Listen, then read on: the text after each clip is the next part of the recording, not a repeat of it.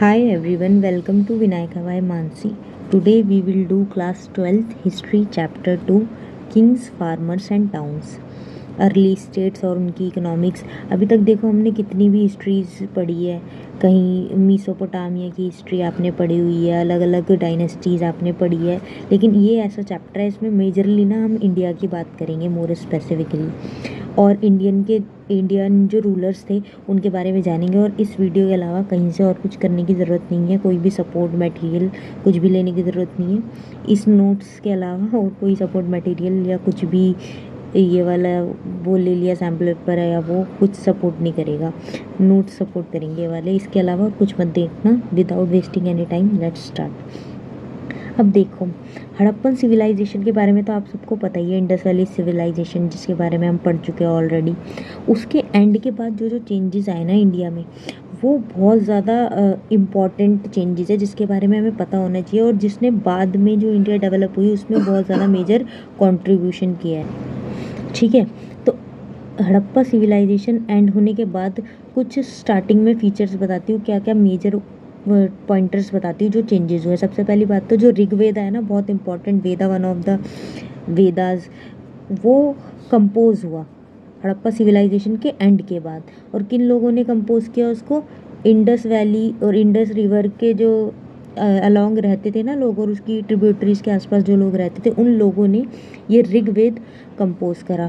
ठीक है, और ये चेंजेस है ना हड़प्पा सिविलाइजेशन के बाद जो 1500 साल थे, उन 1500 सालों के दौरान ये सारे चेंजेस हुए। और एग्रीकल्चर इतना ज़्यादा एमर्ज हो गया बहुत सारे पार्ट्स में, नॉर्थ इंडिया के, दक्कन प्लेटू, कर्नाटका, यहाँ पे। ठीक है, और मेगालिथ्स भी बनने लगे हैं। मेगालिथ्स क्या है?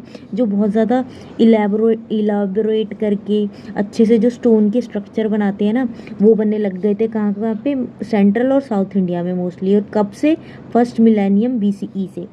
ठीक है, और एविडेंस किस चीज़ के और मिले वहाँ पे हमें? जो ये हिस्टोरियंस सर्च वर्च करते हैं, इन्वेस्टिगेट करते हैं, उन्हें एविडेंस मिले पेस्टोरल पॉपुलेशन के। मतलब जो चरवाहे होते हैं ना, गड्डरिए, जो अपने जानवरों को लेके एक जगह से दूसरी जगह जा रहे होते हैं, खाना बदोश लोग, तो पेस्टोरल पॉपुलेशंस के भी एविडेंसेस मिले। कहाँ पे मोस्टली मिले? दक्कन में और साउथ इंडिया की साइड। ठीक है, और ऐसे ऐसे नए नए मूड्स के बारे में भी एविडेंस मिले जो डेथ के बाद इंसान की बॉडी को डिस्पोज करते हैं ना। पहले क्या होता था कि दफना देते थे, लेकिन उसके अलावा भी और जो चेंजेस अलग अलग तरीक़ों के बारे में पता चला। जैसे कि कई केसेस तो ऐसे थे जिसके अंदर ना आयरन टूल्स और वेपन्स के साथ बॉडी को दफना देते थे। मतलब जो भी उनके औजार होते थे और आयरन से बने हुए कोई भी टूल्स और जो हथियार वगैरह होते थे, वो भी बॉडी के साथ दफन कर दिए जाते थे, ब्यूरी कर दिए जाते थे। ये तो हो गए मेजर चेंजेस जो हड़प्पा सिविलाइजेशन के बाद आए। अब 6th सेंचुरी BCE से क्या होता है? एग्रीकल्चर तो एमर्ज हो ही चुका था, लेकिन उसके बाद 6th सेंचुरी से एग्रीकल्चर पूरा प्रॉपर ऑर्गेनाइज्ड होने लग गया। पहले तो डिसऑर्गेनाइज था, एग्रीकल्चर हो रहा था जगह जगह पे, लेकिन ऑर्गेनाइज तरीके से नहीं हो रहा था। अब ऑर्गेनाइज तरीके से भी होने लग गया, नए नए टाउन्स बन गए। और अब जब इतनी डेवलपमेंट हो रही है, तो हड़प्पा सिविलाइजेशन में देखो अर्बनाइजेशन के बारे में हम पढ़ ही चुके हैं। अब अर्ली स्टेट्स, एम्पायर्स और नई नई किंगडम्स भी आ गई है, नए नए राजा आ गए, वो उन्होंने अपनी स्टेट्स इस्टेब्लिश करी, अपनी सल्तनतें बनाई, एम्पायर्स लाए, वो उनके बारे में हम सब पढ़ेंगे। और इसमें इंटरेस्ट लेके पढ़ना। अभी तक तुमने मुगल डायनेस्टी, चाइनीज़ डायनेस्टी, ये सब तो पढ़ ली, अब इंडिया की बारी है, इसको भी ढंग से पढ़ो। Historians referred. अच्छा, अब इतनी सारी चीज़ों के बारे में हमें बता कौन रहा है? ये आपको मैं पहले भी बता चुकी हूँ। जो आर्कियोलॉजिस्ट है वो करते हैं इन्वेस्टिगेशन, जहाँ जहाँ से जिस जिस चीज़ों से वो उनके एविडेंस मिलते हैं, उनसे वो कुछ स्क्रिप्ट वगैरह उस पर लिखी होती है तो डेसिफर कर लेते हैं, मतलब ट्रांसलेट कर लेते हैं, समझ लेते हैं, तो उससे प्रूफ मिल जाते हैं, कुछ बातें मिल जाती है। जिससे नहीं मिलते, जो टूल्स मिलते हैं, कॉइन्स मिलते हैं, उससे कुछ कुछ समझते हैं। ठीक है, तो जो हिस्टोरियंस थे ना, उन्होंने कई सोर्सेज को रेफ़र किया, ये जो बाद में हड़प्पा सिविलाइजेशन के बाद जो डेवलपमेंट्स हुए उनको समझने के लिए। अब कौन से सोर्सेज उन्होंने रेफ़र किए? एक तो विजुअल मटेरियल, जो भी मटेरियल्स उनको मिले, ठीक है, जो दिखने वाले थे, आर्किटेक्चर वगैरह, ये सब चीज़ें हो गई। और टेक्स्ट, इंस्क्रिप्शंस होती है ना जी, लिखी रहती है रॉक्स पे, स्क्रिप्ट लिखी रहती है, कुछ भाषाएं लिखी रहती है, जो कुछ तो डेसिफर्ड है, कुछ नहीं है, तो उनको समझ समझ के कुछ समझा। कॉइन्स जो होते हैं, सिक्के मिलते हैं पुराने, उनसे समझा। ठीक है, और जो कुछ किताबें लिख दी किसी स्कॉलर्स ने, उनको पढ़ पढ़ के उनसे इन्फॉर्मेशन ली। ठीक है, जो लगता है थोड़े ऑथेंटिक है। Yet these are writings engraved on hard surfaces. ये क्या है? ये इंस्क्रिप्शंस के बारे में बात हो रही है। ये जो हार्ड सरफेस, बिल्कुल सख्त सरफेस पे लिखते थे ना वो लोग, कुछ भी उनको इन्फॉर्मेशन लिखनी होती थी वो हिस्ट्री के लिए फिर प्रिजर्व हो जाती थी कि आगे चल के प्रूव रहेगा भाई, आगे हम पढ़ने वाले हैं। तो इंस्क्रिप्शंस जो थी वो writings engraved on hard surfaces जिसे हम बोलते हैं। लेकिन ये ना इनफ नहीं थी कि इससे पूरी सच्चाई पता चल पाए। अब बताओ, इतने इतने एविडेंस लेके हिस्टोरियंस जोड़ जोड़ के कुछ ना कुछ अपनी अंडरस्टैंडिंग के हिसाब से बता रहे हैं जो भी वो समझ पा रहे हैं, लेकिन हम ये नहीं कह सकते ना कि पूरी स्टोरी इन्हीं में है। कुछ ऐसी चीज़ें भी होंगी जो रिकॉर्ड ही नहीं हो पाई कहीं पे, जिसका कोई एविडेंस ही नहीं है। तो प्रॉपर स्टोरी मत मानो, जो भी डिपिक्ट हुआ है वो समझो बस, जो भी लोगों ने समझने की, स्कॉलर्स ने समझने की कोशिश करी है। लेकिन वो भी यही कहते हैं कि इससे पूरी इंटायर स्टोरी तो हमें फिर भी नहीं पता है अभी भी। अब जो एक ना उस टाइम पर इन्होंने समझा, देखा, प्रिंसेप एंड पियादासी का कॉन्सेप्ट था। अब वो क्या था Prinsep and पियादासी?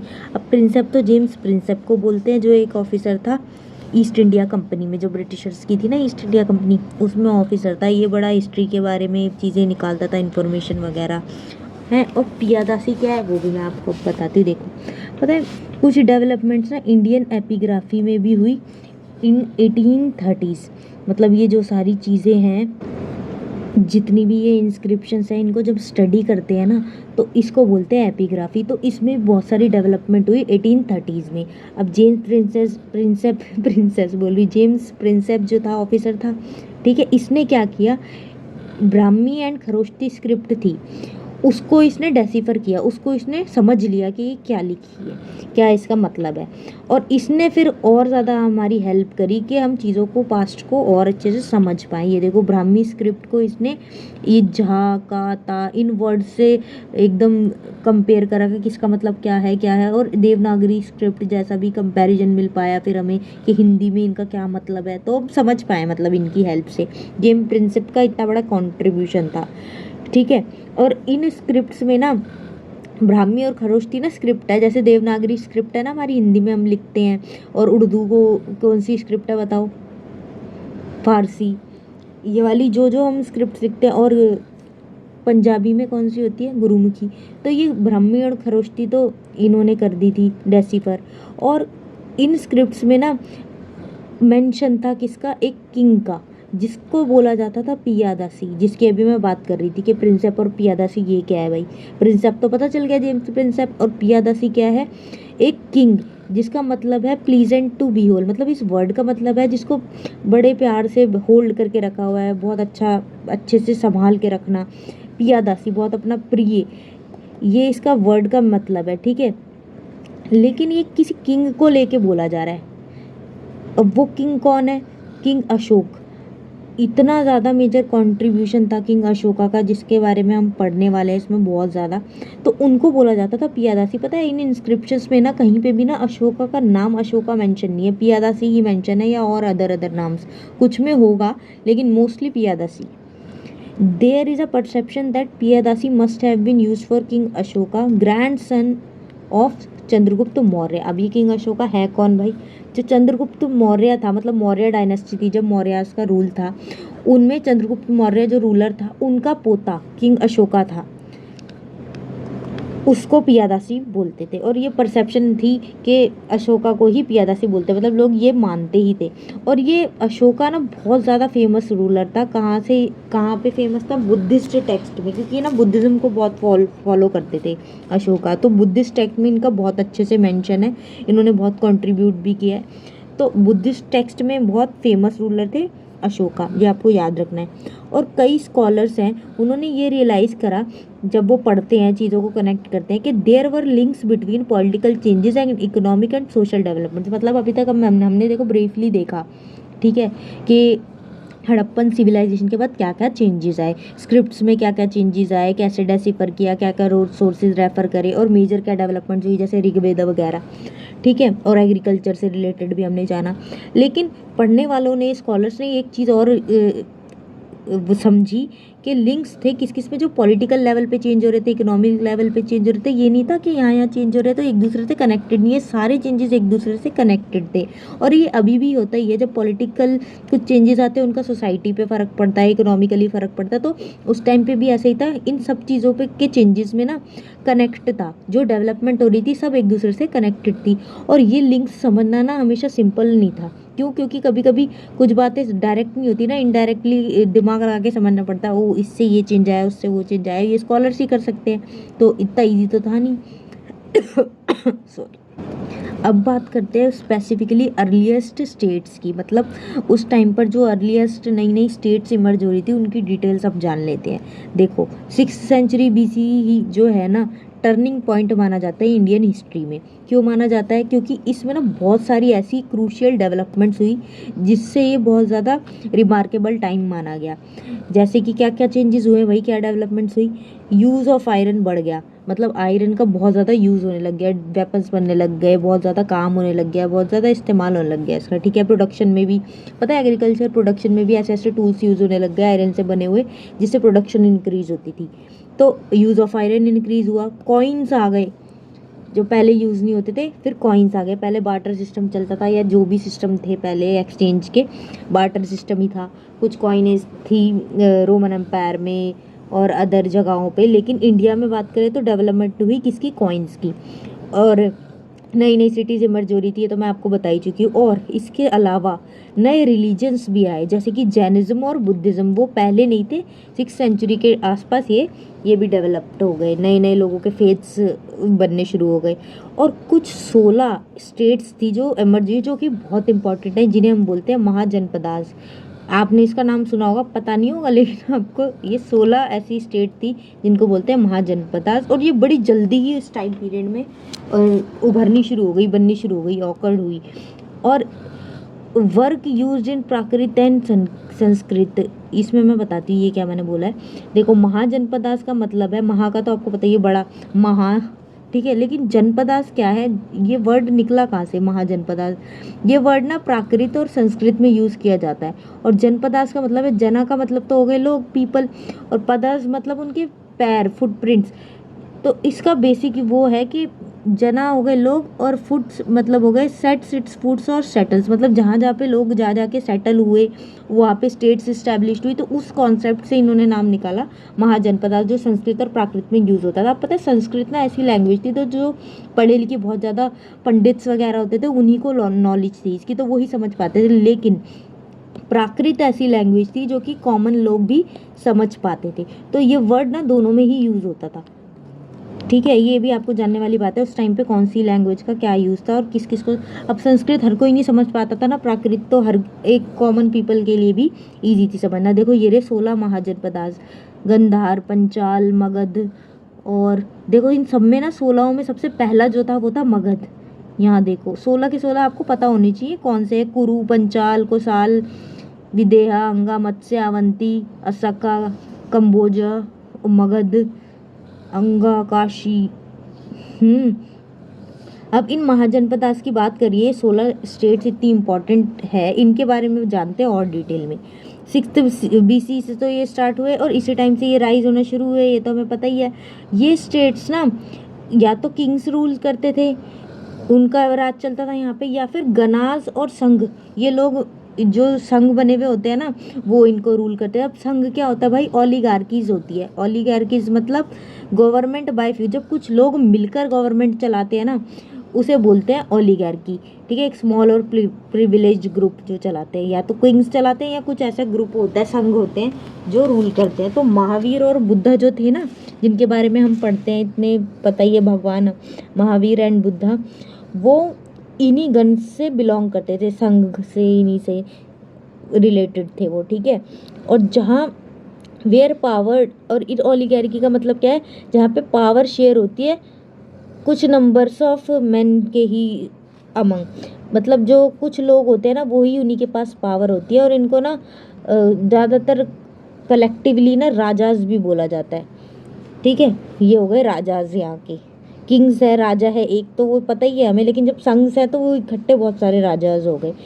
Each had its own capital often fortified. अब पता है इन महाजनपदास में ना सबकी एक एक, इन 16 जनपदास की सबकी अपनी एक एक कैपिटल थी, एक राजधानी थी। और ये ऑफन ज़्यादातर ना ये कब्जा करी हुई, ये पूरी महल सा बना नहीं देते, फोर्टिफाई कर लेते हैं जब्त करके, वैसी थी ये।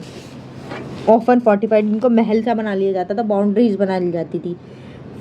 Some states maintained permanent standing armies recruited from peasantry and regular bureaucracy। अब उस टाइम पे भाई लड़ाई करके, जंग लड़के, युद्ध होके ही चीज़ें जगह जीतते थे रूलर्स, तो फोर्टिफाई करना जरूरी है, बाउंड्रीज बना के कि ये हमारा महल हो गया, यहाँ को फोर्ट बना दिया, बिल्कुल फोर्टिफाइड जब्त कर लिया एक तरीके से। अब ये ऐसे आसान काम तो है नहीं, आर्मी की ज़रूरत तो पड़ेगी पड़ेगी। तो कुछ स्टेट्स ने ना एक परमानेंट स्टैंडिंग आर्मी रिक्रूट की हुई थी, जिस, ठीक है, जो भाई हेल्प करेगी उनका जो भी ये एम्पायर है उसको मेंटेन करने में, उसके बिना तो कुछ हो ही नहीं सकता है।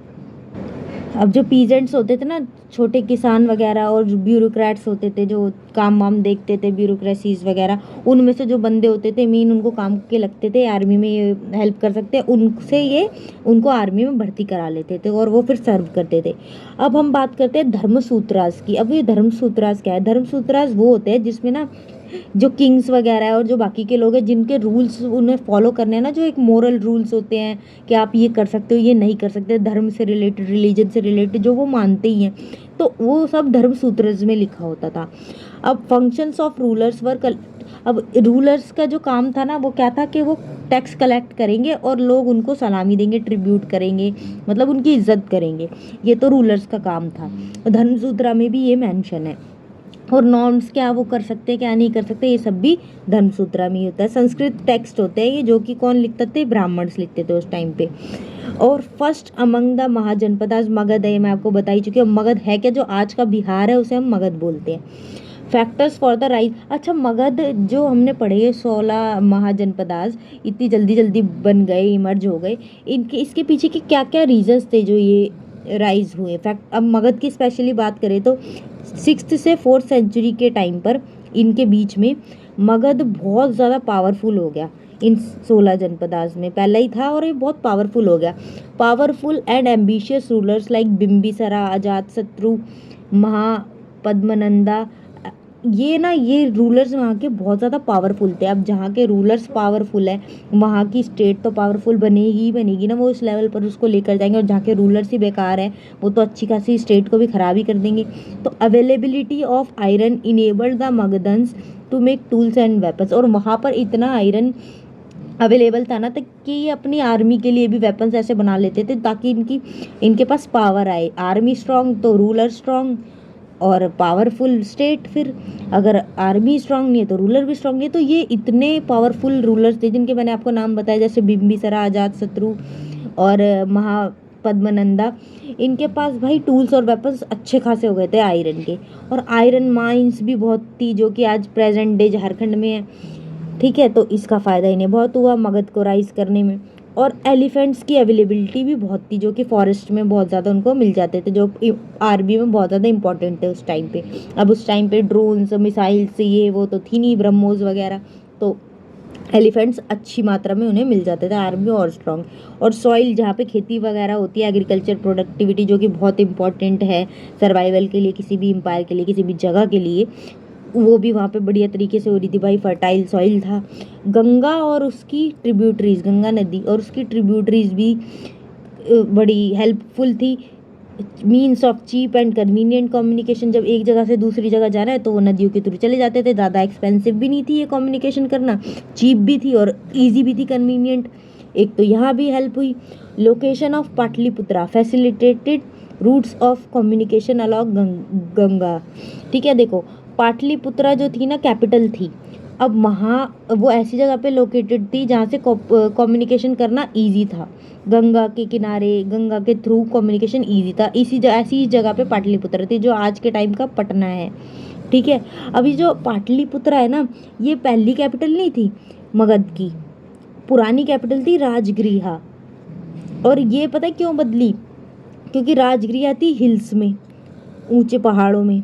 ठीक है, हिल्स की साइड पे हो गई थी ये, तो थोड़ी कम्युनिकेशन में डिफिकल्टी होती थी। लेकिन पाटलिपुत्र ऐसी जगह थी कि कम्युनिकेशन के लिए बहुत हेल्पफुल थी, इसलिए शिफ्ट होके 4th सेंचुरी में पाटलिपुत्रा को कैपिटल बना दिया गया राजगृहा से, आपको पता होना चाहिए। ठीक है, पटना में।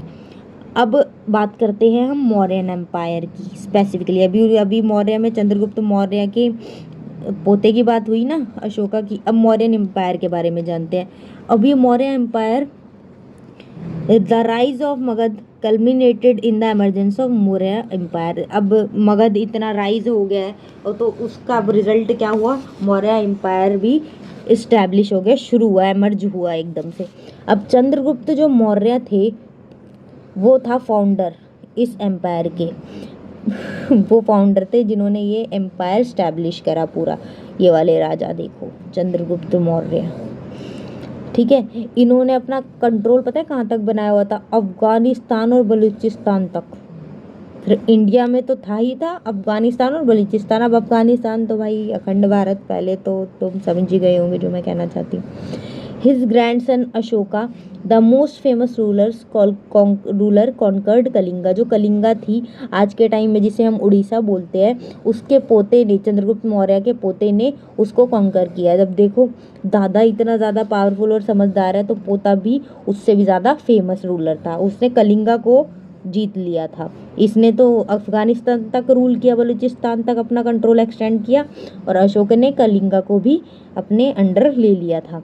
ये तो बात हुई मौर्यन एम्पायर की। अब हिस्टोरियंस जो थे ना, उन्होंने, ये तो मैं आपको बता ही चुकी हूँ, कई सारे सोर्स रेफर किए।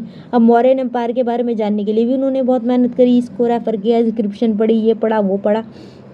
अब आर्कियोलॉजिकल फाइंड्स, स्पेशली स्कल्पचर, जो वो बने होते थे ना पुतले, उनके एविडेंसेस होते हैं जो, उनको रेफर किया। और अशोका ने जो भी इंस्क्रिप्शन करवाई थी, लिखवाई थी, उसको भी इन्होंने रेफर किया। उससे बहुत ज़्यादा इन्फॉर्मेशन मिली मौर्यन एम्पायर के बारे में। और ये फर्स्ट रूलर था जिसने मैसेजेस इंस्क्राइब कराए रॉक्स पे, और पॉलिश जो पिलर्स होते हैं ना, पॉलिश वाले, बिल्कुल उस पर लिखना शुरू करें इंस्क्रिप्शन, मैसेजेस वगैरह अशोका ने सबसे पहले।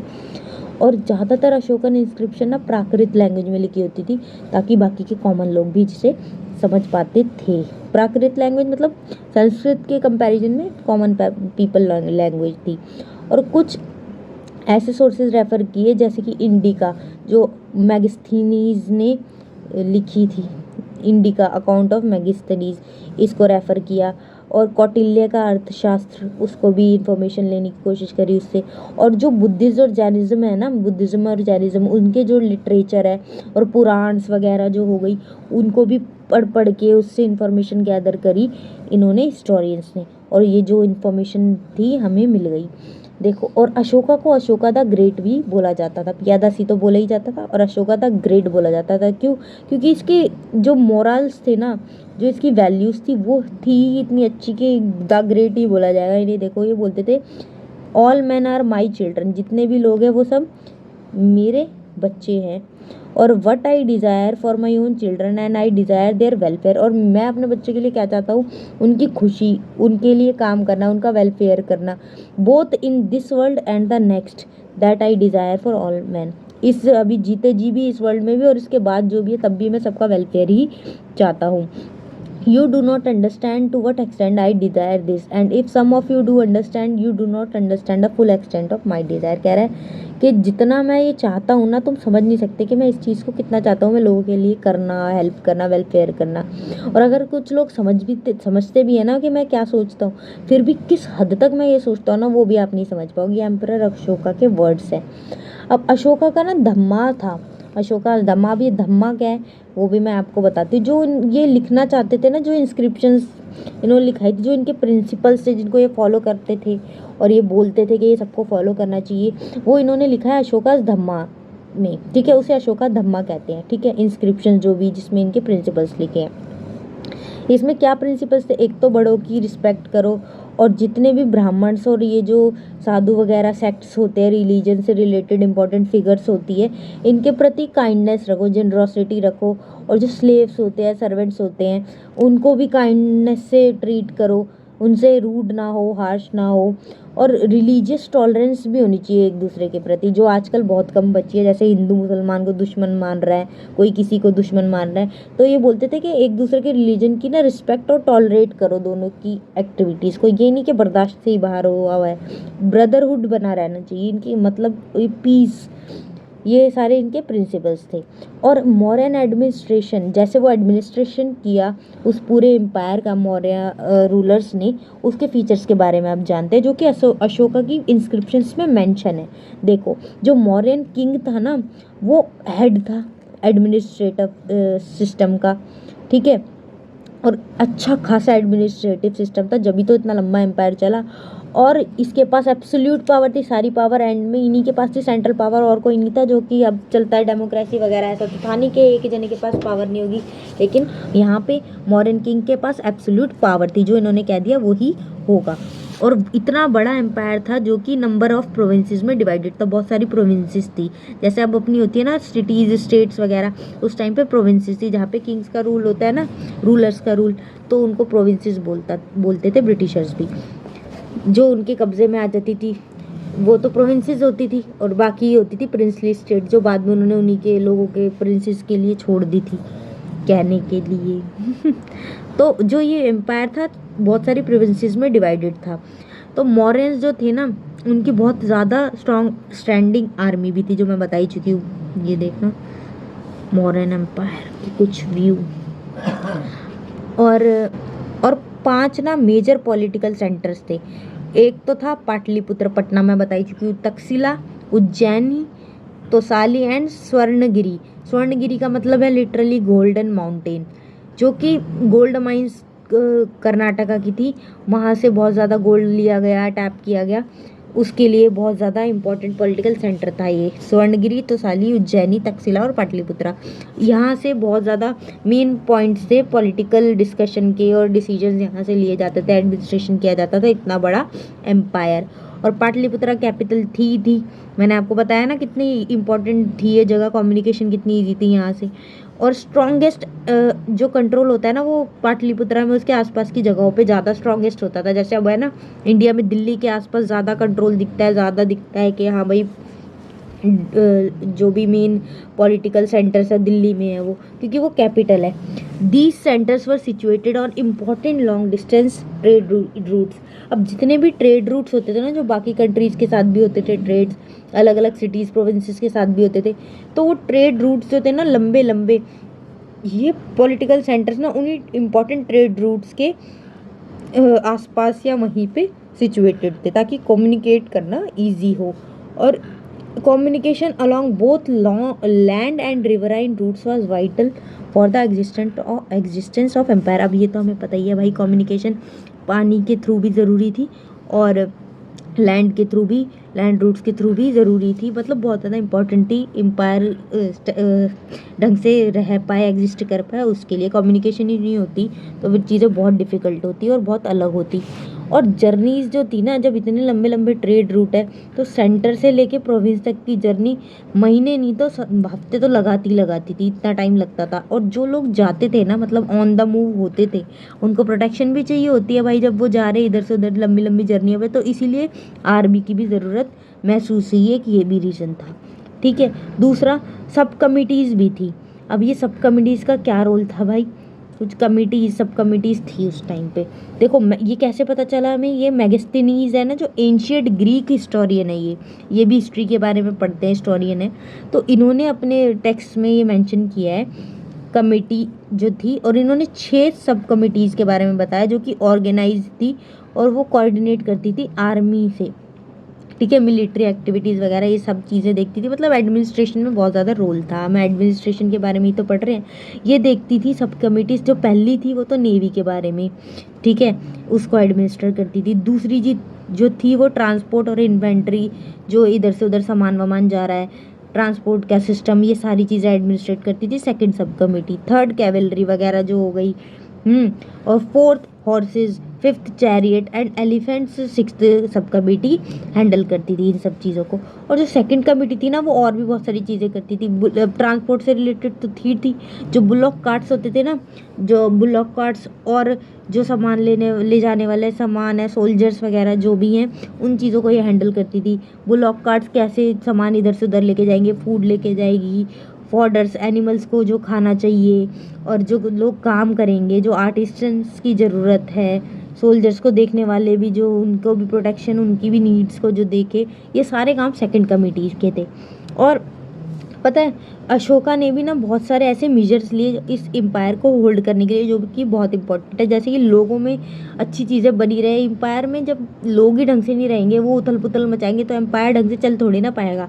तो अशोका के प्रिंसिपल ने भी बहुत ज़्यादा कंट्रीब्यूट किया ताकि अच्छे से ये एम्पायर चल पाए।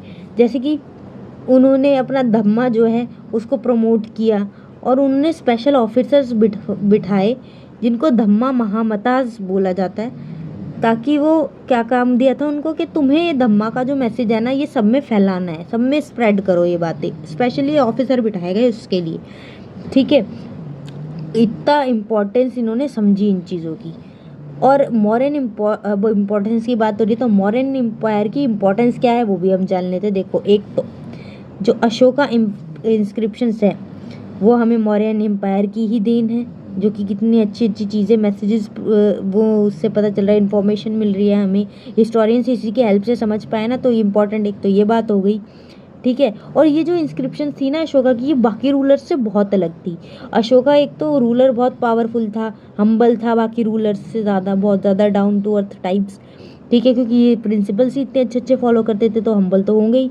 और इन्हें बहुत ज़्यादा इंस्पायरिंग माना गया था। जो हमारे 20th सेंचुरी में जो नेशनलिस्ट थे ना, जिन्होंने फ्रीडम स्ट्रगल में पार्ट लिया, जिसकी वजह से हमारा देश आज़ाद हुआ, वो भी इनसे बहुत इंस्पायर होते थे। उन्हें भी इनसे बहुत ज़्यादा इंस्पिरेशन मिली कि जब ये इतना ज़्यादा एक एम्पायर को होल्ड करने के लिए चीज़ें कर सकते हैं, तो हम अपने देश को क्यों नहीं आज़ाद करा सकते। तो इंस्पिरेशन वाली फिगर तो ये थे हैं। और हिस्टोरियंस भी इनको बहुत ज़्यादा इम्पोर्टेंस देते थे। और मौर्यन एम्पायर को ना मेजर लैंडमार्क हिस्टोरियंस ने भी माना, क्योंकि ये बहुत ज़्यादा चैलेंजिंग एम्पायर था, और इसके बारे में जानना बहुत सारी एक्साइटिंग चीज़ें थी इसमें, ठीक है।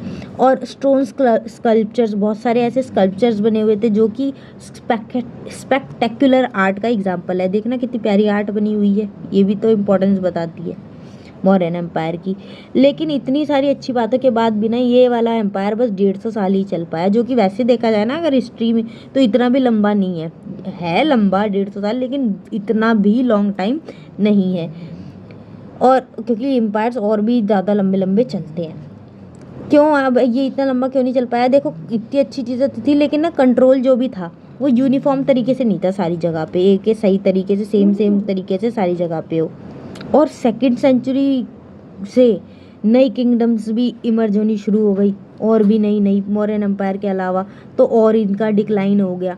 ये तो वीक होता गया एम्पायर, एकदम एंड में फिर डिक्लाइन ही हो गया, ठीक है। अब हम बात करते हैं जो नई किंगडम्स आई उनके बारे में, और पोस्ट मौर्यन पीरियड कैसा था उनके बाद का। मौर्यन जब एम्पायर डिक्लाइन हो गया तो क्या चेंजेस आए?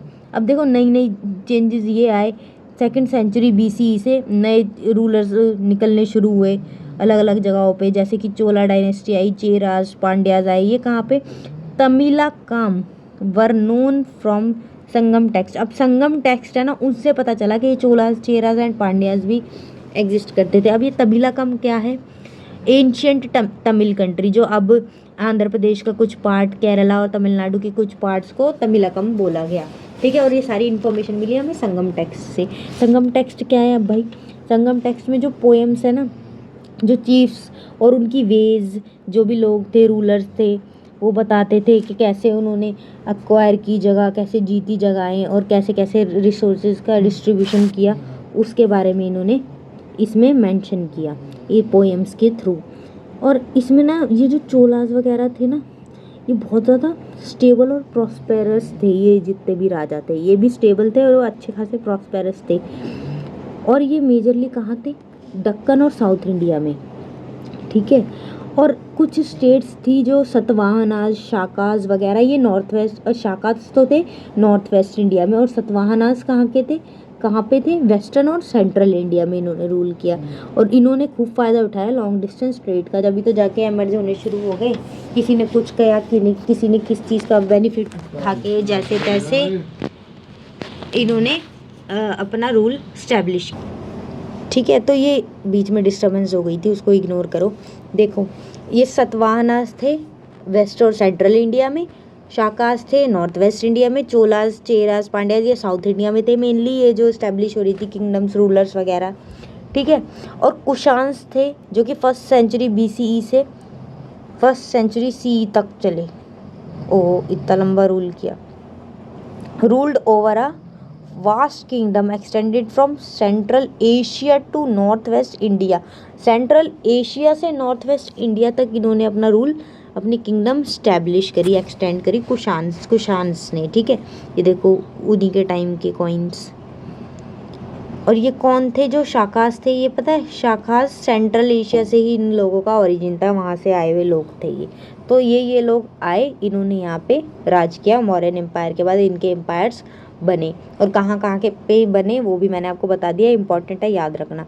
अच्छा, अब इनकी हिस्ट्री जो है ना, ये हम रिकन्स्ट्रक्शन करते हैं। इनको रिकन्स्ट्रक्ट कैसे करा हमने? इंस्क्रिप्शन से, कॉइन से, स्कल्पचर से। देखो सेम ही बात रिपीट हो रही है। द नोशंस, अब ये सेम बात रिपीट हो रही है, काम भी आएगी आपके आंसर्स लिखने में। The notions of kingship they wanted to convey are well reflected in their coins and sculpture. मतलब जो ये बातें मतलब बोलना चाहते थे, कन्वे करना चाहते हैं ना, कम्युनिकेट जिसके थ्रू, वो इनके कॉइन्स में दिखता था। मतलब इसी तरीके से मैसेजेस टाइप से ये दिखाते थे कॉइन्स में, जो ये प्रमोट करना चाहते थे, बताना चाहते थे। क्योंकि ये एक जगह से दूसरी जगह जाते हैं तो बहुत ज़्यादा कम्युनिकेशन हो सकती है ना जनरल इसके थ्रू। और सतवाहना, साकाज, कुशान्स ये रूलर्स थे।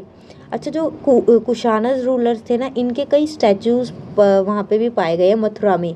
मठ नियर मथुरा ये जगह है, वहाँ पे यूपी में और अफगानिस्तान में भी ह्यूज स्टैचूज। ठीक है, इससे क्या पता चलता है? पता है, ये ना अपने आप को भगवान के जैसा समझते थे, गॉड लाइक। और ये ऐसा क्यों समझते थे? डिवाइन स्टेटस क्यों चाहिए था इन्हें? ऐसे ऐसे नाम रखते थे जैसे देव पुत्र, सन ऑफ गॉड, भगवान के बेटे। क्यों भाई? क्योंकि इनका मतलब था कि ऐसे रखने से ना हम हाई स्टेटस क्लेम कर पाएंगे। ये एक तरीका है, लोग हमें बहुत ज़्यादा हाईली रिगार्ड करेंगे ये हम ऐसे अपने आप को बोलेंगे तो। ठीक है, अपने आप को भगवानों के साथ जोड़ देना। और ये इन्होंने कहाँ से इंस्पायर हुए? चाइनीज़ रूलर्स थे, वो भी यही करते थे। वो अपने आप को सन ऑफ हेवन मानते थे। इन्होंने क्या किया? सन ऑफ गॉड हो गए। फ्रॉम 4th सेंचुरी, देखो कुशाना रूलर का ये स्टैचू। फ्रॉम 4th सेंचुरी से क्या हुआ? एविडेंस मिले बड़ी बड़ी स्टेट्स के भी, जैसे कि गुप्ता एम्पायर। अभी कुशान्स वगैरह ये तो पढ़े, अब बड़ी स्टेट एक और, गुप्ता एम्पायर। ठीक है, कई जो लार्ज स्टेट्स थी ना, वो समानतास पे डिपेंड करती थी। अब ये समानतास क्या है? ये वो लोग थे, वो मैन जो खुद को मेंटेन करते थे, कैसे? लोकल रिसोर्सेज जो थे उनके पास, उससे, और कंट्रोल जो उनका लैंड रिसोर्स पे था उससे ही अपने आप को सर्वाइव करते थे, अच्छे से मेंटेन करते थे। तो ये लार्ज स्टेट इन लोगों पे ज़्यादा डिपेंडेंट थी, बड़ी बड़े गुप्ता एम्पायर जैसी। और ये लोग ना मिलिट्री सपोर्ट भी रूलर्स को प्रोवाइड करते थे, क्योंकि इनके पास खुद मेंटेनेंस इतनी सही थी, तो ये सपोर्ट तो कर ही सकते थे रूलर्स को। और ये जो पावरफुल वाले समानतास होते थे ना, ये कभी कभी राजा भी बन जाते थे। और कुछ जो कमज़ोर राजा होते थे ना, रूलर्स, वो सबॉर्डिनेट हो भी जाते थे, वो खुद समानतास बन जाते थे। मतलब इनका बहुत मेजर रोल था। अब गुप्ता एम्पायर की बात हो रही है तो इनकी हिस्ट्री के बारे में जान लेते हैं। देखो 4th सेंचुरी सी से, देखो 2nd सेंचुरी में तो मौर्य एम्पायर चला गया, डिक्लाइन हो गया। ठीक है, फिर उसके बाद ये छोटे मोटे जो भी मैंने आपको बताई ये आए, 16 महाजनपदाज आए। अब और बहुत सारी चीज़ें हुई। अब 4th सेंचुरी से किसकी शुरुआत हुई? गुप्ता एम्पायर की। ठीक है, अब इसके बारे में भी हमने उन्हीं चीज़ों से जाना है जिनसे बाकी चीज़ों के बारे में जाना है, लिटरेचर, कॉइन, इंस्क्रिप्शन, और एक और चीज़, प्रशस्तीज। अब ये प्रशस्तीज क्या हो गई भाई? Inscriptions composed bye poets in praise of their ruler. जो ये राजा होते थे ना, इनके जो कोट्स होते थे उसमें पोएट्स ज़रूर होते थे, शायर्स। ठीक है, शायर, पोएट्स, कवि वगैरह। तो ये जो कवि थे ना, ये लिखते थे इंस्क्रिप्शंस अपने राजा की तारीफ में, तो उन्हें बोलते हैं प्रशस्तीज। जैसे कि प्रज्ञा प्रशस्ति इलाहाबाद पिलर इंस्क्रिप्शन में है, जो कि इलाहाबाद में पिलर है, उस इंस्क्रिप्शन में, इलाहाबाद पिलर इंस्क्रिप्शन में प्रज्ञा प्रशस्ति है, जो कि किसने कंपोज किया? हरिसेना ने, कोर्ट पोएट ऑफ समुद्रगुप्ता। ये जो रूलर है समुद्रगुप्ता जी, इनके जो पोएट थे उन्होंने इनकी तारीफ में संस्कृत में प्रशस्ति लिखी, जिसे बोलते हैं प्रज्ञा प्रशस्ति। और जो समुद्रगुप्ता थे वो बहुत ज़्यादा पावरफुल रूलर थे गुप्ता रूलर्स की। ठीक है, जितने भी गुप्ता रूलर्स थे उनमें से सबसे पावरफुल थे समुद्रगुप्ता। अब अच्छा, ये सारी बातें हो गई। जो बाकी के लोग थे, इन सब रूलर्स के बारे में क्या सोचते थे वो जान लेते हैं फटाफट। क्या इनकी परसेप्शन थी किंग्स? अच्छा, जो इंस्क्रिप्शंस थी ना, ये देखो सारे आंसर तो हमें दे नहीं सकती कि ठीक है, जो ऑर्डिनरी आम लोग थे वो क्या समझते थे, अब पोएट्स क्या समझ रहे हैं वो सब तो हमें पता चल गया, क्योंकि उन्होंने लिख दिया। जो स्कॉलर्स थे पढ़े लिखे, उन्होंने जो लिख दिया, जो एविडेंस छोड़ दिया, उससे पता चल गया। लेकिन सारी बातें तो पता नहीं चल सकती हमें। इंस्क्रिप्शंस के थ्रू। लेकिन जो ऑर्डिनरी लोग थे ना, वो तो भाई उनको क्या ही मतलब किसी चीज़ से, वो तो रोटी कपड़ा मकान इसी पे रहते हैं कि हमें ये हो जाए, हमें और कोई मतलब नहीं है रिकॉर्ड्स रखने से। तो उन लोग हैं ना, बहुत रेयर ही ऐसा है कि उन्होंने कुछ छोड़े हो एविडेंस के वो क्या सोचते थे, क्या उनके एक्सपीरियंस थे। लेकिन फिर भी पंचतंत्रा और जातका जो स्टोरीज़ है, इनसे भी बहुत सारी चीज़ें पता चली। जो हिस्टोरियंस थे ना, उन्होंने चीज़ें समझने की कोशिश करी इन स्टोरीज़ को एग्जामिन करके। ठीक है, जातकास तो थी जो पाली लैंग्वेज में रिटर्न थी, और पंचतंत्रा भी जो स्टोरीज़ हैं उनसे भी बहुत सारी इन्फॉर्मेशन मिली। अब जहाँ तक का स्टोरी है ना, इंडिकेट करती है कि ना उस टाइम पे ना किंग्स और बाकी लोगों के बीच में ना सही रिलेशनशिप नहीं थी। क्यों नहीं थी भाई? क्योंकि जो किंग्स थे ना, वो भाई टैक्सेस इतने ज़्यादा मांगते थे, और पीजेंट्स से जो वो देना नहीं चाहते थे वो अपोज करते। तो अच्छी रिलेशन तो होगी नहीं इनके बीच में, वॉर लाइक तो नहीं, but harsh relation, strained relationship था इनके बीच में।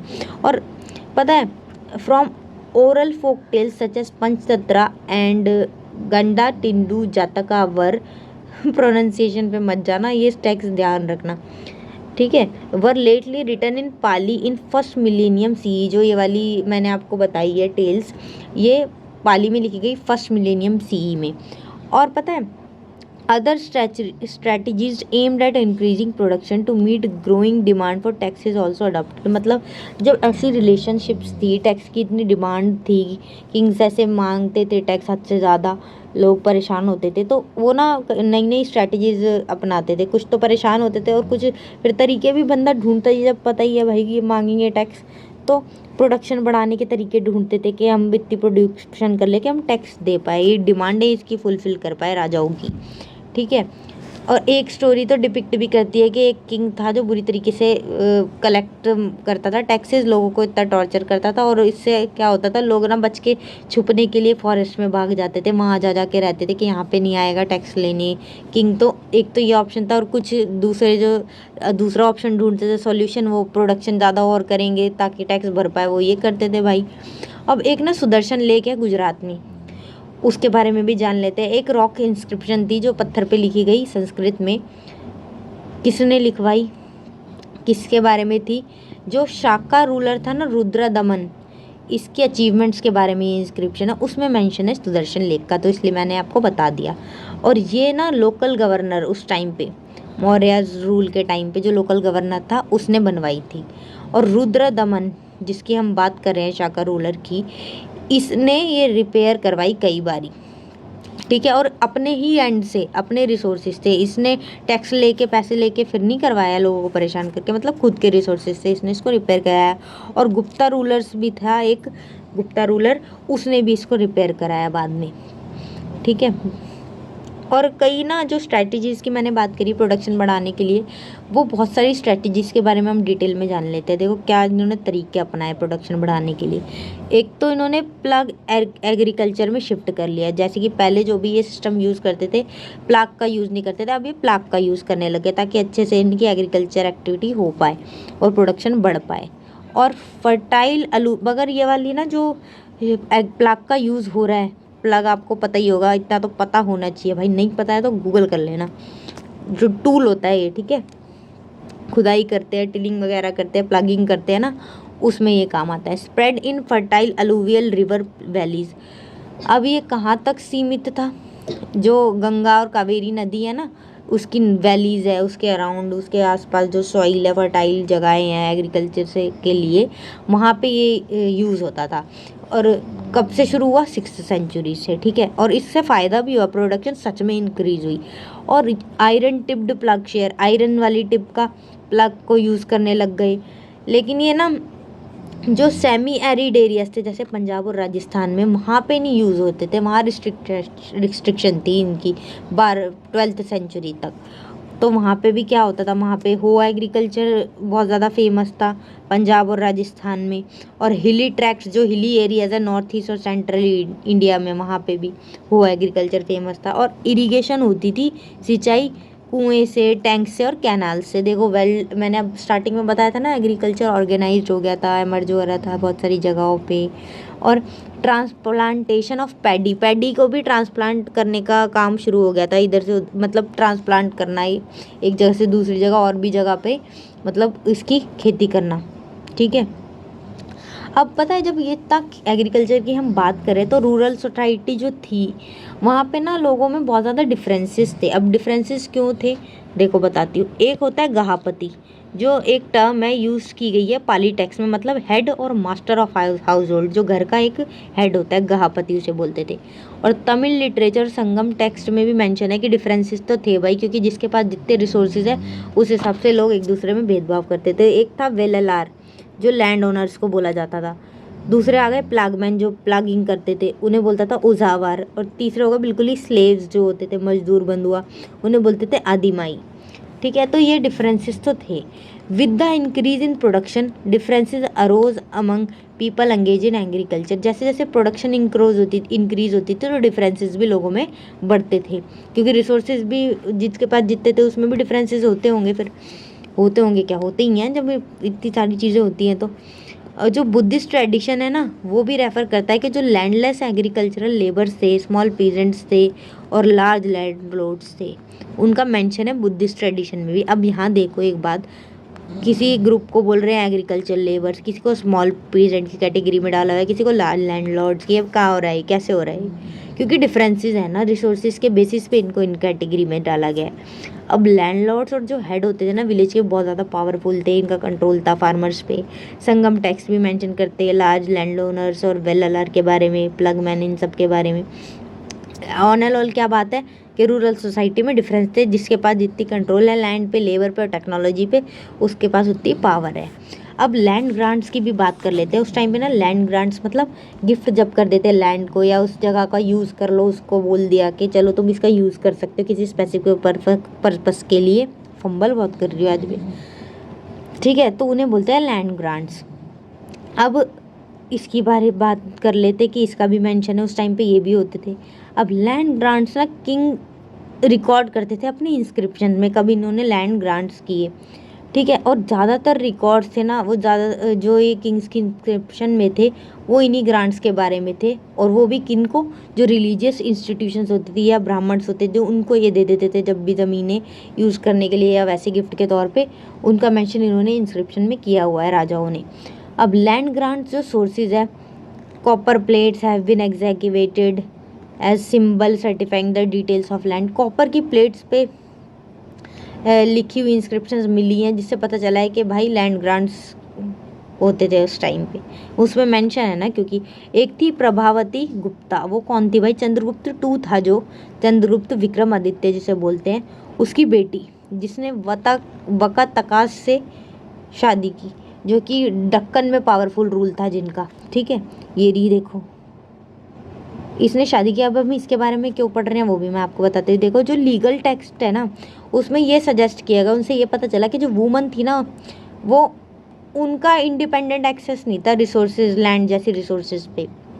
लेकिन एविडेंस ऐसे मिले जिससे ये पता चला कि ये वाली जो रूलर की बेटी थी प्रभावती गुप्ता जी, इनके पास एक्सेस था भाई लैंड का। ये क्यों था भाई, क्योंकि शायद ये क्वीन थी, इसीलिए पॉसिबल था इनके लिए, बाकी लोगों के लिए ये पॉसिबल नहीं था। यही माना जाता है कि एक एक्सेप्शन थी, क्वीन थी, इसलिए इनके लिए यूनिफॉर्मिटी हो गई, बाकी लोगों के लिए ये सारी चीज़ सेम नहीं थी। Other reasons for land grant, और क्या रीजंस थे लैंड ग्रांट्स के, देखो एक तो ये एग्रीकल्चर एरिया इंक्रीज करने के लिए स्ट्रैटेजी थी भाई, किसी को लैंड दे दी और बोल दिया तुम यूज़ कर लो, तो एरिया भी, मतलब बहुत सारी स्ट्रैटेजीज अपनाई गई, उसका एक रीज़न हो गया, ठीक है। और एलीज, अपने दोस्त विन करने के लिए, चलो लैंड ग्रांट दे दिया, अभी हमारी दोस्ती हो गई, अपने किंगडम एक्सटेंड करेंगे, ये करेंगे, फ़ायदे उठाएंगे, ट्रेड करेंगे, बेनिफिट लेंगे। एक तो एलीज विन करने के लिए, अपने भाईचारा बढ़ाने के लिए, साथ में काम करने वाले लोगों के लिए, पॉलिटिकल पावर ताकि स्ट्रेंथन हो, और to project themselves as superman. और लैंड देना किसी को, मतलब अपने आप को बहुत ज़्यादा वो दिखाना ना, हम कितने सुपीरियर है, देखो लैंड ग्रांट दे सकते हैं, एक ये रीज़न था, ताकि अथॉरिटी शो हो। और इंस्क्रिप्शंस है ना, जो हमें एक आइडिया देती है रूरल पीपल, ब्राह्मण्स और पीजेंट्स और अदर्स के बारे में, कि ये लोगों का भी क्या क्या रोल था। मैंने आपको बताया ना, ब्राह्मण्स वो लिखते थे संस्कृत टेक्स्ट वगैरह, पीजेंट्स बेचारे काम करते थे, और कुछ रीजनल वेरिएशंस थी भी साइज ऑफ लैंड डोनेटेड, मतलब जो जो लैंड डोनेट करते थे अलग अलग जगह पे उसके साइज़ में भी बहुत ज़्यादा डिफरेंसेस थे। ऐसा नहीं था हर जगह पे सेम ही तरीके की लैंड डोनेट की हुई है, सेम ही साइज़ की। और लैंड ग्रांट्स थे ना, जो ये मैंने आपको बताया क्या क्या रीजंस थे। एग्रीकल्चर एक्सटेंड करने के लिए नए नए एरियाज़ में, इसलिए भी किए जाते थे, ठीक है। और लोगों में, पीजेंट्स में और स्टेट में क्या रिलेशनशिप है ना, मतलब जो रूलर्स के बीच में और किसानों के बीच में क्या रिलेशनशिप है, उसके बारे में भी बहुत डिटेल्स मिलती है लैंड ग्रांट्स के थ्रू, ठीक है। और कुछ ग्रुप्स जैसे कि पेस्टोरलिस्ट, फिशर फोक, हंटर गैदरर्स, आर्टिस्टन्स, मतलब जो छोटे मोटे आर्टिस्ट हो गए, कलाकार वगैरह, शिफ्टिंग कल्टीवेटर, एक जगह से दूसरी जगह जो शिफ्टिंग कल्टीवेटर होते हैं, जो मतलब छोटे मोटे किसान जो हैं, वो चरवाहे, ये लोग ऐसे थे जिन्होंने कोई भी रिकॉर्ड्स डिटेल्ड रखे ही नहीं अपनी ज़िंदगी के, कुछ क्या ट्रांजैक्शन की, क्या नहीं किया, तो इसलिए हमें इनके बारे में ज़्यादा पता भी नहीं है उस टाइम पे। सम फील लैंड ग्रांट्स, कुछ तो लोग सोचते थे, जो मैंने आपको बात बताई कि ये एग्रीकल्चर बढ़ाने के लिए है, इसलिए लैंड ग्रांट्स कर रहे हैं। कुछ कहते हैं कि नहीं भाई, उस टाइम पे ना पॉलिटिकल पावर वीक हो रही होती है जब, तो ये लैंड ग्रांट दे के दूसरे एलीज को जीतते हैं और अपनी पावर, अपने एम्पायर को बचाने की कोशिश करते हैं रूलर्स, ठीक है। और कुछ तो जो सोचते हैं, मैंने आपको बता दिया कि एग्रीकल्चर के लिए कर रहे हैं, ये कर रहे हैं, वो कर रहे हैं, अलग अलग लोग अलग अलग सोचिए। Some people beyond the reach, अब मैंने आपको बताया ना, एक चीज़ एविडेंस मिला कोई भी, तो कई लोगों के नज़रिए बहुत सारे अलग होते हैं उसको समझने के, इसीलिए कुछ ट्रू स्टोरी भैया किसी को नहीं पता, बस एविडेंस के बेस पे चल रही है दुनिया। Some people beyond the reach of officials और समानताज, अब ये मैंने आपको बताया कुछ लोग थे जो इनके रीच से भी बाहर थे, ऑफिशियल्स और समानताज की रीच से, जो कि मैंने आपको बताया वही हंटर गैदरर्स वगैरह। और एक चीज़ है अग्राहर, जो कि लैंड ग्रांटेड टू ब्राह्मण, जो ब्राह्मण्स होते थे उनको जो लैंड दी जाती थी उसे बोलते थे अग्राहर, जो कि ब्राह्मण से इन्हें टैक्स देना भी नहीं ज़रूरी था, एग्जेम्प्टेड थे ये। और बाकी की चीज़ें भी जो किंग को ड्यू थी वो भी नहीं इनको देनी होती थी, और इनके पास राइट था कि ये टैक्सेस कलेक्ट करे लोकल पीपल से किंग को देने के लिए, इनको प्रिविलेज मिला हुआ था, क्योंकि इनको थोड़ा रिलीजन से एसोसिएटेड संस्कृत टैक्स लिख लेते हैं ये धर्मा सूत्रास वगैरह, तो इनसे क्या टैक्स लेंगे रूलर्स, इस हिसाब से इनको ट्रीट करने लग गए थे कि चलो भाई स्पेशल ट्रीटमेंट दी जाए। Towns and trade, 6th century BC से अब टाउन्स एंड ट्रेड के बारे में हम जानते हैं। अर्बन सेंटर से इमर्ज हुए अलग अलग पार्ट्स में, ठीक है। पाटलिपुत्रा जो था रिवराइन रूट पे था, रिवर वाले रूट पे। उज्जैनी था लैंड वाले रूट पे। पोहार था सी रूट पे, कोस्ट के पास। मथुरा था commercial, cultural and political activity का सेंटर, ठीक है। ये इंपॉर्टेंट एरियाज है जो मैंने आपको बताए हैं। वोटिव इंस्क्रिप्शन, अब ये वोटिव इंस्क्रिप्शन क्या नई चीज़ आ गई, जो ये वो इंस्क्रिप्शन होती है जिसमें जो भी डोनेट करता है ना कोई लैंड, उसका नाम लिखा हुआ होता है उस बंदे का, डोनर का, और कभी कभी वो क्या काम करता है वो भी लिखा होता है, उन्हें बोलते हैं वोटिव इंस्क्रिप्शन। इससे हमें आइडिया हुआ टाउन के लोगों के बारे में, ठीक है। इसमें गिफ्ट्स वगैरह जो रिलीजियन इंस्टीट्यूशंस को दिए गए वो सब रिकॉर्ड होते हैं, वो उससे हमें ये वाली डिटेल्स मिल गई। अब जो टाउन्स में ना अलग अलग टाइप के जो लोग थे वो रहते थे, जैसे कि washing folk, weavers, scribes, carpenter हो गए, potter, goldsmith, blacksmith, ठीक है। और ऑफिशियल्स, रिलीजियस टीचर्स, धर्म के प्रचारक, धर्मगुरु वगैरह, मर्चेंट्स, किंग्स, ये सब लोग वहाँ पे टाउन्स में रहते थे। और आर्टिसंस और जो ट्रेडर्स थे ना, उन्होंने खुद को किस में ऑर्गेनाइज किया हुआ था, गिल्ड्स और श्रेणीज में। मतलब अब ये गिल्ड्स और श्रेणीज क्या है, सहकारी समिति होती है जैसे कोऑपरेटिव्स, आपस में जो एक ग्रुप बना हुआ था जिनके सेम इंटरेस्ट है, आपस में एक दूसरे की हेल्प भी करते हैं, तो ये आर्टिस्ट और ट्रेडर्स ने गिल्ड्स और श्रेणीज बनाई हुई थी, ठीक है। और ये जो गिल्ड्स थी ना, इनका काम था रॉ मटेरियल इकट्ठा करना, प्रोडक्शन कैसे हो रही है उसको रेगुलेट करना, और फिर उसमें फिनिश्ड जब प्रोडक्ट बन जाए पूरा उसको मार्केट करना, बेचना, ट्रेड करना उसका।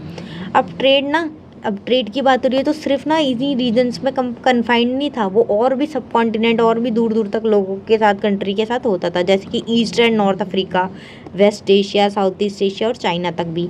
अब इंडिया ना स्पाइसेस एक्सपोर्ट करती है जिसके लिए वो फेमस है, अंग्रेज भी आए थे इन्हीं चीज़ों के लालच में, लेकिन राज कर लिया उन्होंने। अब इंडिया ने एक्सपोर्ट किए स्पाइसेस, फाइन पर्ल्स दूसरी जगहों पे एक्सपोर्ट करे, आइवरी, सिल्क, क्लोथ और मेडिसिनल प्लांट्स, ये सारी चीज़ें थी जो इंडिया ने एक्सपोर्ट करी। और एलिट्स जो होते थे फोर्टिफाइड सिटीज़ में रहते थे, मैं आपको बता ही चुकी हूँ। आर्टिफैक्ट्स भी मिले कई, जिसमें fine pottery, balls, dishes, ornaments, tools, weapons, ये सब चीज़ें मिले। ऐसी फिगर्स मिली जिसके एविडेंस मिले उस टाइम पे। और ऑक्यूपेशंस क्या थी वो मैं आपको बता चुकी हूँ, लोग क्या क्या काम करते थे, कारपेंट्री वगैरह। और ऐसे वाले नॉर्दर्न ब्लैक पॉलिश्ड वेयर के भी एविडेंस मिले जो कि रिच पीपल द्वारा यूज़ किए जाते थे। इतनी फाइन पॉटरी बॉल्स थी ये, बिल्कुल ग्लॉसी फिनिश वाली। India had contact with countries on east side of along with Bay of Bengal के साथ, जो ईस्ट साइड है, और वेस्ट साइड है जो नॉर्थ अफ्रीका, वेस्ट एशिया, यहाँ से भी कनेक्शन था, ट्रेड्स वगैरह होते थे। और जो सक्सेसफुल मर्चेंट्स होते थे ना, उनको बोला जाता था मसत्तुवन तमिल में, और शेती एंड सतवाहास बोला जाता था प्राकृत भाषा में। ठीक है, कई ज़्यादा बहुत सारे गुड्स थे जो कि एक जगह से दूसरी जगह जाते थे। ये देखना रूट्स बने हुए हैं भाई, जैसे कि सॉल्ट हो गया, ग्रेन हो गया, timber, medicinal plant, cloth, metal और फिनिश्ड प्रोडक्ट्स, इन सब को इधर से उधर भेजा जाता था, ट्रेड किया जाता था। स्पेशली पेपर स्पाइस, जो कि रोमन एम्पायर में बहुत ज़्यादा डिमांड थी जिसकी। टेक्सटाइल्स और मेडिसिनल प्लांट्स भी जिनकी डिमांड थी, तो ये भी ट्रांसपोर्ट किए जाते थे अरेबियन सी से मेडिटेरियन तक। ये देखो ये रूट, इंडिया से गई दूसरी जगह पे चीज़ें। अब बात कर लेते हैं कॉइन्स एंड किंग्स की। ठीक है, जल्दी जल्दी ख़त्म करते हैं इसको, इसके अलावा कुछ मत देखना। Numismatics of 6th century BCE onward, अब 6th सेंचुरी BCE से ये चीज़ें डेवलप हुई मेनली। तो न्यूमिस्मैटिक्स क्या है भाई? कलेक्शन ऑफ कॉइन्स एंड उसकी स्टडी, मतलब जब कॉइन्स कलेक्ट करते हैं और उनको पढ़ते हैं, उनकी स्टडी करते हैं, उसे बोलते हैं न्यूमिस्मैटिक्स। जो भी एक्सचेंजर्स थे ना, जो भी सामान इधर से उधर जाता था, उन्होंने उनकी हेल्प से उनको नीड अराइज हुई तो उन्होंने इंट्रोड्यूस करी कॉइनेज। ठीक है, ट्रेड हो रहा है तो कॉइन्स तो उन्होंने इंट्रोड्यूस कर ही दिए। और आए पंच मार्क्ड कॉइन्स, जो कि बने होते थे सिल्वर और कॉपर से, ऐसे पंच करके जो बना देते हैं ना, देखो दिखाऊंगी ये रे, ऐसे कॉइन्स आए। ठीक है, और ये कॉइन्स कौन इशू करता था? जो किंग्स होते थे, मर्चेंट, बैंकर्स वगैरह, जो टाउन के लोग थे, वो इशू इन्हें कर देते थे। ठीक है, और पंचमार्क कॉइन्स थे वो सबसे पहले जो थे ऐसे कॉइन्स बने 6th सेंचुरी BCE में। और first coins bearing the names, और पहले कॉइन जिसमें नाम और इमेज रहती थी वहाँ के रूलर्स की, वो इशू करे इंडो ग्रीक्स ने। ठीक है, इनका कंट्रोल था नॉर्थ वेस्ट पार्ट ऑफ सब कॉन्टिनेंट पे, इंडो ग्रीक्स का। तो इन्होंने ये फर्स्ट पहली बार कॉइन लाए जिनमें नेम और इमेज होती है किंग्स की। और फर्स्ट गोल्ड कॉइन कब इशू हुए? 1st सेंचुरी में ही कुशान्स ने इनको इशू किया। और ये जो कॉइन्स थे ना, ये किसके जैसे दिखते थे? वेट में मतलब सेम थे, जो कि रोमन एम्परर्स और पार्थियन रूलर्स ईरान के जिन्होंने इशू करे थे ना कॉइन्स, उन्हीं के जैसा वेट था इन कॉइन्स का, जो कुशान्स ने इशू करे। ये देखो ये रे पंच मार्क्ड, इस पे सन एंड 6 आर्म्ड व्हील डिपिक्ट हुआ है। ये रे इंडो ग्रीक कॉइल और कॉइन्स, और ये कुशान्स की कॉइन्स है। ये देखो सतवाहनास ने जो कॉइन मिंट किए, एलिफेंट बना हुआ है, किसी पे हॉर्स, किसी पे चैत्या, हॉर्स और चैत्य जिसे बोलते हैं एक ही बात। अच्छा, रोमन कॉइन्स जो है ना, वो साउथ इंडिया में बहुत मिले, फाइंड किए गए। इससे ये पता चलता है भाई रोमन कॉइन्स रोमन एम्पायर के साउथ इंडिया में क्या कर रहे हैं। इससे यही तो चीज़ पता चल रही है, ट्रेड होता होगा, कनेक्शन तो था साउथ इंडिया और रोमन एम्पायर के बीच में। कॉइन्स जो थे ट्राइबल रिपब्लिक्स के द्वारा भी इशू किए गए, जैसे कि ये क्या है? यदुए याज़्ब ऑफ पंजाब, मतलब पंजाब वाली जगह में ट्राइबल पीपल जो होते थे ना, ट्राइबल रिपब्लिक्स, वो भी कॉइन्स अपने इशू करते थे। हरियाणा में भी हुए 1st सेंचुरी में कॉपर के कॉइन्स इशू। गुप्ताज ने भी गोल्ड कॉइन्स इशू करे, जो कि रिमार्केबल थे, उसके मतलब फेमस थे, इतनी प्योरिटी वाले कॉइन्स ये इशू करते थे। ठीक है, इनसे लॉन्ग डिस्टेंस ट्रांजैक्शंस भी हो पाती थी। 6th सेंचुरी में गोल्ड कॉइन्स ना कम मिले, मगर 6th सेंचुरी के हिस्टोरियंस ने इस इशू पे सोचा किसी ने कि यार इकोनॉमिक क्राइसिस हो गया था ना, रोमन एम्पायर जब डिक्लाइन हुआ था, उसकी वजह से गोल्ड कॉइन कम मिले हैं। और कुछ सोचते हैं कि भाई नए नए टाउन्स इमर्ज हो रहे थे, नए नए नेटवर्क्स बन रहे थे, इसलिए ये कॉइन्स कम बन पाए, नई नई चीज़ें बन रही थी ना। क्योंकि अब ये कौन सा लॉजिक हुआ? मतलब कोई भी कुछ भी सोच रहा है, अलग अलग व्यूज़ है लोगों के, कुछ भी तो नहीं, मतलब एविडेंस के बेसिस पे अलग अलग परसेप्शंस है। कोई सोच रहे थे भैया लॉन्ग डिस्टेंस ट्रेड है जो वो अफेक्ट होगा जब रोमन एम्पायर का डिक्लाइन होगा, तो इसलिए ये कॉइन्स हमें कम मिले। अब हम ये सारी चीज़ें पढ़ चुके हैं भाई, तो अब हम एक चीज़ जानते हैं कि इंस्क्रिप्शन जो डेसिफर करते हैं, जो हमारे को समझाते हैं, इंस्क्रिप्शन जो ट्रांसलेट करते हैं, समझते हैं, उनके बारे में बातचीत कर लेते हैं थोड़ी सी। जो स्कॉलर्स थे उन्होंने कभी कभी ये अज्यूम किया, जो पहले की इंस्क्रिप्शंस थी ना, उन्होंने ये अज्यूम कर लिया कि ये ना संस्कृत में होगी, लेकिन ज़्यादातर वो निकली किस में, प्राकृत में। जब बहुत ज़्यादा इन्वेस्टिगेट किया कई डिकेड्स तक, तब जाके पता चला। और जेम्स प्रिंसेप, ये जो ऑफिसर हैं ईस्ट इंडिया कंपनी के, उन्होंने डेसिफर किया अशोकन ब्राह्मी 1838 में। जो अशोका राजा थे ना, उनकी स्क्रिप्ट्स जो लिखी होती थी, जो मैसेजेस लिखे होते थे, वो ब्राह्मी स्क्रिप्ट में थे, मतलब जो भी वो लिखे होते थे पिलर्स वगैरह पे, तो उनकी स्क्रिप्ट को देवनागरी स्क्रिप्ट में इन्होंने डेसिफर किया। और जो कॉइन्स थे इंडो ग्रीक्स के, उन पे नाम लिखे होते थे किंग्स के, वो थे ग्रीक और खरोष्टी स्क्रिप्ट में, वो यूरोपियन स्कॉलर्स ने डेसिफर करी। ठीक है, ब्राह्मी स्क्रिप्ट तो जो है देवनागरी में करने के लिए संस्कृत से रिलेटेड चीज़ें हो गई, जो भी है, उसकी हेल्प लगी इंडियन पंडित्स की। यूरोपियन स्कॉलर्स और इंडियन पंडित्स मिलके ये ट्रांसलेट करी उन्होंने ब्राह्मी स्क्रिप्ट। ठीक है, और ये खरोष्टी स्क्रिप्ट यूरोपियन स्कॉलर्स ने डेसिफर करी। कैसे? दोनों खरोष्टी और ग्रीक वाली स्क्रिप्ट को कंपेयर करा, लेटर्स को, और ए सिंबल का मतलब निकालने की कोशिश करी, दोनों में क्या मतलब है, कैसे कैसे। और इन्होंने नेम्स सच एज अपोलोडोटस ये वाले फाउंड करे दोनों ही स्क्रिप्ट्स में। ये देखो, ये है अशोका की स्क्रिप्ट, इंस्क्रिप्शन ब्राह्मी स्क्रिप्ट में जो लिखी, ये देखो उस टाइम के उनकी स्क्रिप्ट के साइन, और फिर का, जा, मा, रा, ये वाले वर्ड्स, इनसे रिलेट करके वर्ड्स बनाए, फिर समझे। अब हिस्टोरियंस जो थे, इनको एविडेंसेस मिले इंस्क्रिप्शन से, कई चीज़ों के प्रूफ मिले।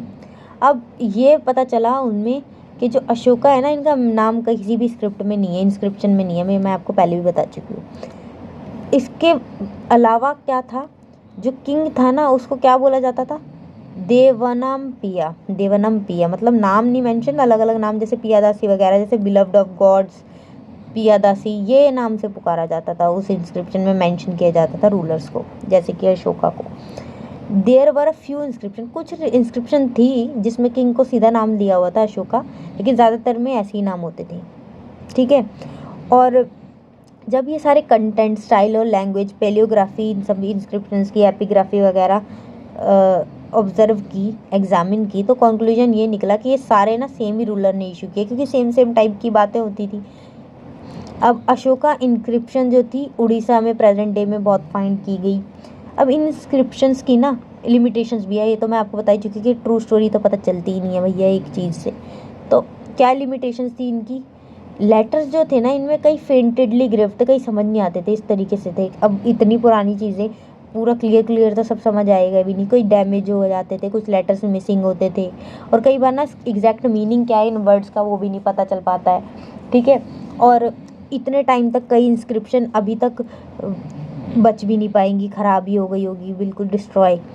ठीक है, टाइम के साथ साथ, और जो अवेलेबल है उसमें समझने में बहुत डिफ़िकल्टी है, और कई ऐसी है कंप्लीट चीज़ें पता नहीं चलती है, पॉलिटिकल इकोनॉमिक हिस्ट्री क्या थी, कुछ ऐसी लिखी हुई हैं कि भैया जो बंदा लिख रहा है वो अपने हिसाब से लिख रहा है, तो हम ये थोड़ी बोल सकते हैं रियली क्या है, वो जो समझ रहा है उसने लिखवा दिया उस तरीके से चीज़ें। अब लोग उसको कैसे समझ रहे हैं, उस टाइप जिसने इंस्क्रिप्शन लिखवाई है, उसके अलावा बाकी लोग क्या समझते हैं, उनके पॉइंट्स तो हमें नहीं पता, उसने जो नज़रिया बता दिया वही पता है, तो रियलिटी नहीं पता है बेसिकली। ठीक है, एक तो ये लिमिटेशन हो गई, और जो रूटीन एग्रीकल्चर प्रैक्टिस थी, आम जो तरीके की चीज़ें होती थी, एक्टिविटीज़ नॉर्मल लोगों की, वो भी रिकॉर्ड नहीं होती इसमें, क्योंकि मेजर जो चीज़ हो जाती है रूलर्स ने लिखवा दी तो लिखवा दी।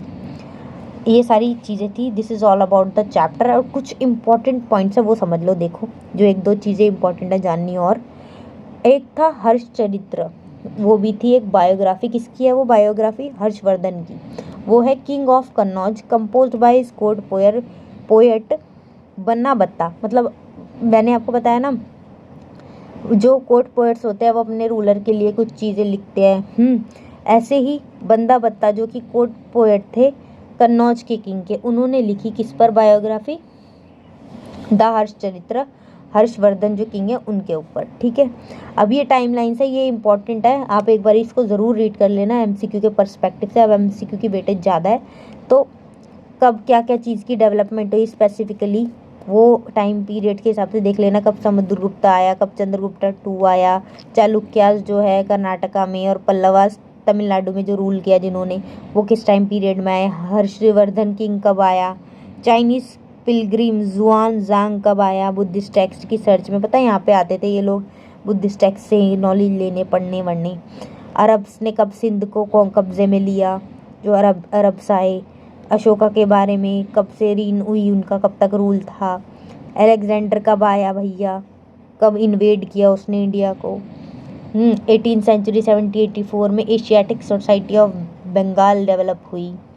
ये तो बिल्कुल ही बाद की बातें हो गई। और 1810 में क्या क्या हुआ देखो, कॉलिन मैकेंजी आया, 8000 इंस्क्रिप्शन कलेक्ट करी इसने संस्कृत और द्रविडियन लैंग्वेजेस में समझने के लिए। और अशोका की ब्राह्मी स्क्रिप्ट जेम्स प्रिंसम ने कब की डेसिफर 1838 में। अलेक्जेंडर कमिंगम आए जिन्होंने अशोका इंस्क्रिप्शन पब्लिश करी 1877 में। Epigraphia Carnatica journal of South Indian inscription की जो जर्नल है वो पहले इशू करी एपिग्राफा कर्नाटिका ने 1886 में। ठीक है, ये इंपॉर्टेंट चीज़ें हैं। This is all about this chapter. यार प्लीज़ इसको लाइक शेयर सब्सक्राइब कर दिया करो, बड़ी मेहनत लगती है। जल्दी जल्दी करवा दो यार, वॉच टाइम बढ़वा दो, अपने दोस्तों को भी शेयर कर दिया करो। Okay bye bye, this is all about this video.